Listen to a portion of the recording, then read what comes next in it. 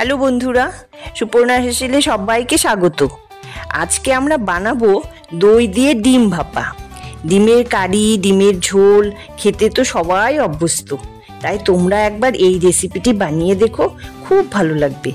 তো চলো দেখে নি দই দিয়ে ডিম ভাপা রান্নার পদ্ধতিটা।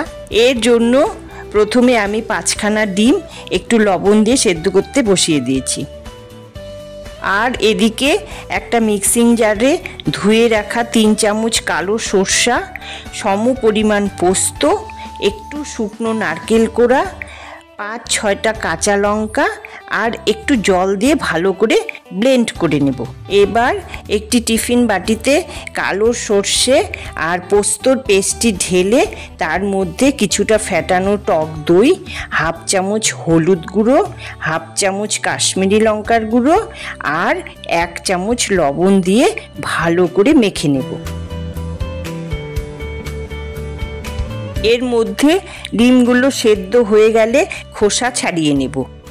এবার ডিমগুলোর গায়ে চাকু দিয়ে একটু কেটে কেটে মিশ্রণটির মধ্যে দিয়ে দেব।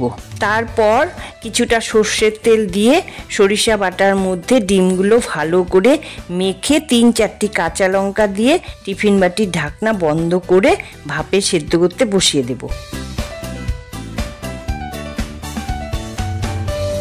এভাবে 15 মিনিট ঢাকা দিয়ে সেদ্ধ করলেই তৈরি হয়ে যাবে আজকের রেসিপি দই দিয়ে ডিম ভাপা।